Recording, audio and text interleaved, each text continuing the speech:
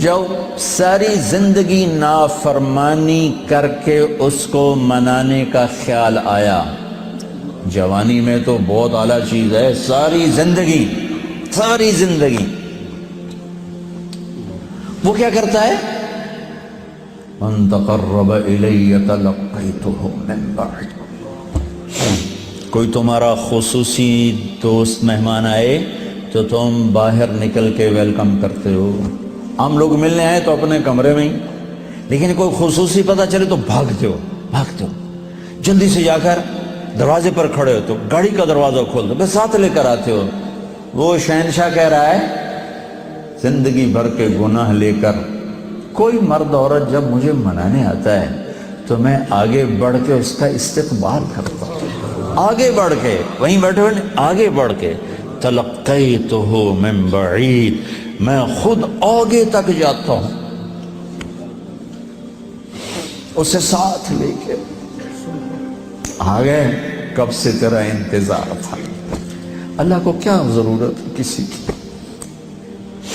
ایک مرد عورت توبہ کر لے تو ساتوں آسمان پہ لائٹیں لگ جاتی، ساتوں آسمان میں لائٹیں. وہ کہتے ہیں یہ کیا چکر ہے؟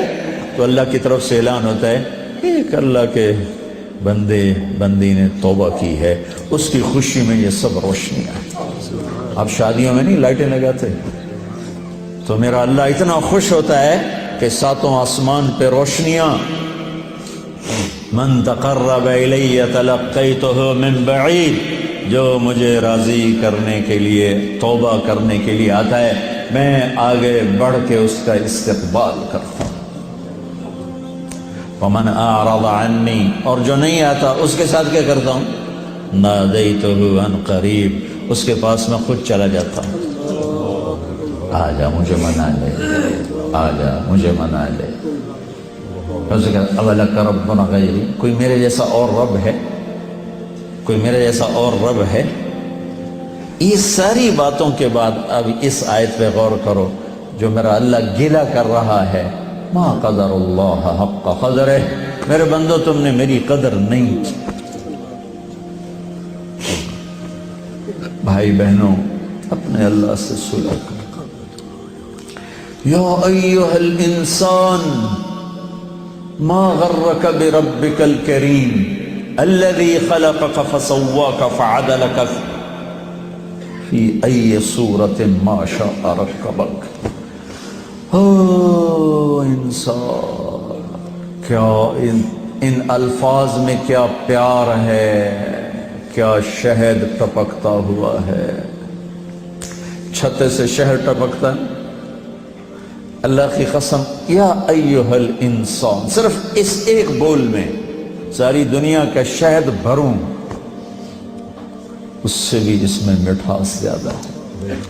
اور پھر یہاں یا ابن آدم یا ایہا الانسان، خطاب ایمان والوں سے نہیں ہے، تقوی والوں سے نہیں ہے. اے انسان، انسان، انسان. اور لگا رہا تو یہ تو بتا کہ تم مجھے چھوڑ کے کہاں جا رہا، تجھے میرے بارے میں کس نے دھوکہ دے دیا. اولاد ماں باپ سے بدگمان ہو جائے تو ماں باپ پہ کیا گزر. میں نے ایک منظر دیکھا ہے میں موت تک نہیں بھول سکتا. ایک بیٹا باپ سے کہہ رہا تھا تو آج تک میرے واسطے کی بنایا ہے. بیٹا باپ سے کہہ رہا تھا، میں دیکھ رہا تھا باپ بیٹے کے ایکسپریشن، بیٹے کے چہرے پر غضب، غصہ. تو آج تک میرے واسطے کی کیتا ہے، تو آج تک میرے واسطے کی بنایا ہے. ہوئے ہوئے ہوئے ہوئے ہوئے.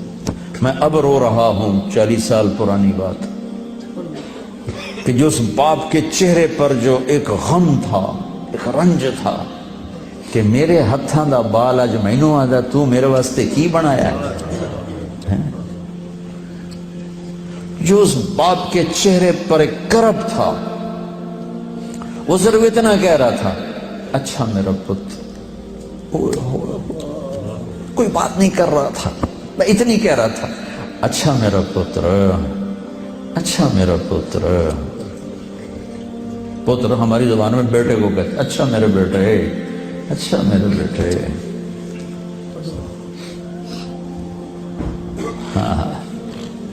یہ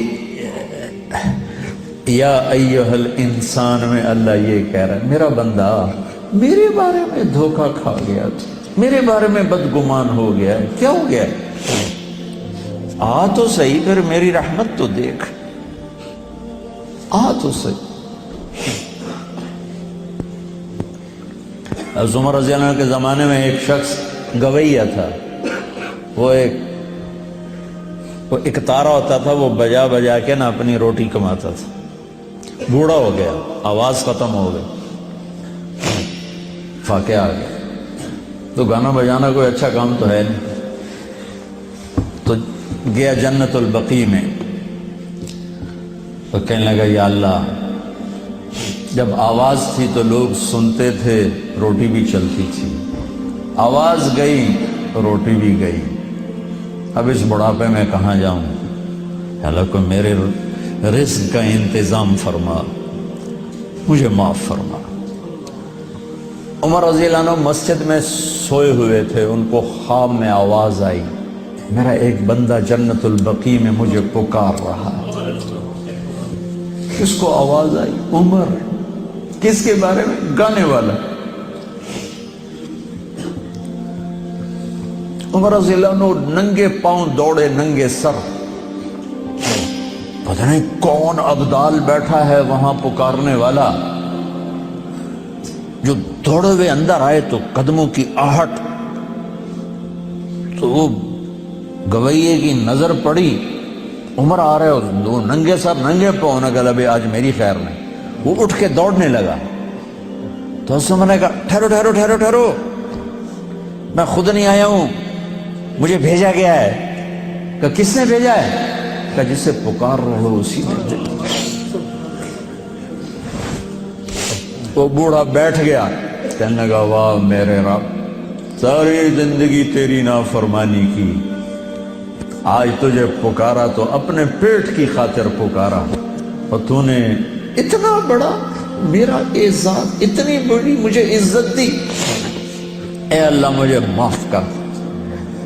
اس کی چیخ نکلی اور مر گئی۔ عمر رضی اللہ تعالیٰ نے خود اس کا جنازہ پڑھا ہے۔